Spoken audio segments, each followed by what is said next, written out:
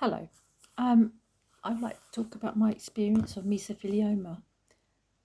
I hadn't heard of mesothelioma till September 21, when my lovely husband of 28 years was cruelly taken from us. He was only 52 years old. He worked hard all his life. He was the kindest soul, and everyone loved him. How did it come to this? Well, it all began in around July 2020 when he had bleeding in his stools, and the diagnosis at the time was rectum cancer, which was treated. He then needed to have his ileostomy, which, okay, was bad, but it hadn't spread. But at the same time of being looked at for his rectum, they discovered kidney cancer. Unfortunately, he had to have his kidney removed in December. So already he had a traumatic surgery in September 2020. Then he had to have traumatic surgery in December 2020, which was, to be honest, worse than the other one, I thought. However, all was looking good. He was making a good recovery, and we was positive that we can put this year behind us and just get back to work and just be normal again. In April of 2021, he went in to have this reversal ileostomy, and it went horribly wrong. And there is a risk, but it went terribly wrong. I mean, he nearly died from septicemia at the time. So unfortunately, he had to have another bout of surgery to reattach it. So my poor husband went in positive and came out basically an old man. However, we thought, okay, he's still alive. So we thought we recover from this, put up with it, but he's still alive and he's still here. I would say from, June 2021, there were health issues. However, we thought it was the reversal because a medical advisor said it takes 3 to 6 months to recover. So in the beginning, things were okay. He was putting on weight. I took pictures to see the difference, and he was getting the glow back. But then he had this embolism in around June, and yeah, he was given the drugs, kept under treatment. Then his breathing never really, his strength and stamina never really got better, and he spent a lot of time upstairs. And one aspect that I found out, which I now know is part of mesothelioma, he had dreadful muscle wasting. In fact, he couldn't bear to sit on his backside because it was too painful because of the muscle. And we went to the doctors and they said he needs more exercise. He wasn't eating that well. They advised him he's not trying hard enough. So consistently kept trying to go back. And I will say that these isolated symptoms were not put together. There was one incident in which he went to the doctors to have blood tests, and it came out anemia, nothing sinister. So obviously I go to the chemist and get some iron. He wasn't really putting on the calories. He was bearing up 1,200 calories. He really preferred to stay in his room a lot, but he was running out of breath. In fact, he couldn't even bear to come to his daughter's 15th birthday, and that was unusual, but he couldn't bear the pain. And we kept trying to work out what the problem was. We kept speaking to the doctors. He kept being sick. There was one period where he had an opportunity to go for an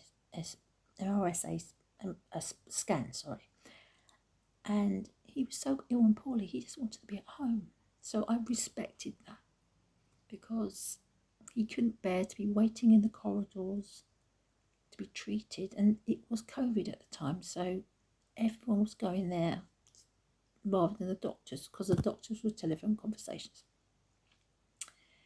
But he was dreadful, his hair was falling out, and basically he was in too much pain to want to move. However, eventually we did get him to the hospital in September because his doctor insisted, and I said, thank goodness he's in the hospital. And I was going to have a deep dive. Now, unfortunately, the doctors came in originally, they said it's stomach cancer. Nothing you can do, 3 to 4 weeks. Then 3 days later they came in and said, what's all the sad faces about? I go, what? You just told me it's cancer. And he said, it's mesothelioma. And when I first heard it, I thought, sounds better than stomach cancer. Googled it. It's not a good one. I was naive. I thought it could be saved. But I didn't realise that this mesothelioma is deadly and fatal. And even if he had got a few more weeks extra to the hospital, it would prolong his suffering. It wouldn't have saved his life. He already had suffered in the September. He already had suffered in the December. Then he already suffered in the April-May period. For him to want to go back into the hospital just when he's had enough, I thoroughly respected and supported all his decisions. And on reflection, he was right to spend as much time at home. So, unfortunately, I knew he was dying. It wasn't looking any good. I kept thinking, there's going to be a miracle. But he eventually succumbed to his illness on the 15th of September 2021. He had peritoneal mesothelioma. Goodness knows where he got it from. He had an inquest because it's treated very seriously, because it is an unavoidable death. Now, I found out about asbestos. I knew about asbestos was rubbish, but I didn't know what the symptoms were if you had it. Then, obviously, I've gone through my legal advisors.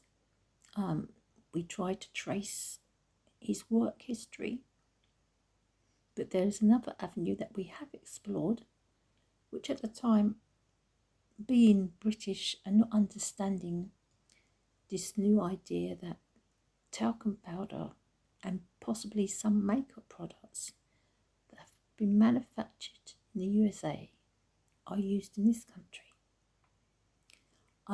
So I'm trying my very best to discover how a 52-year-old man picked up peritoneal mesothelioma. What I don't like about peritoneal mesothelioma, what a ghastly death it is. He suffered. He starved to death. His body could take no more.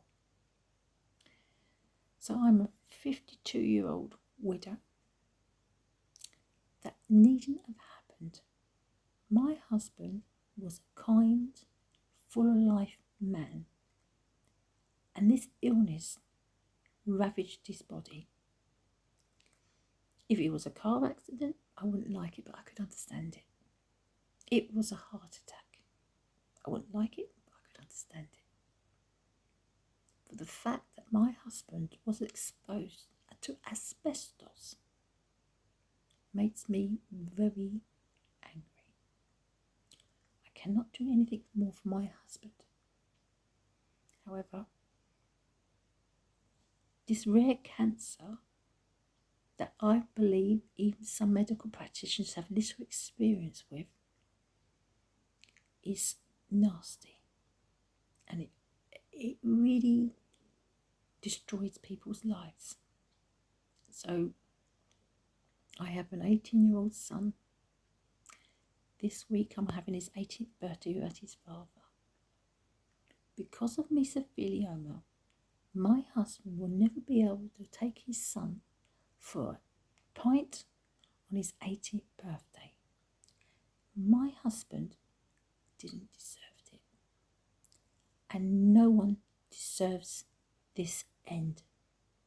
So if we can make people more aware of mesothelioma, if we can help other people and make people aware of these symptoms, because many of these symptoms are so isolated that not many people are putting the picture together.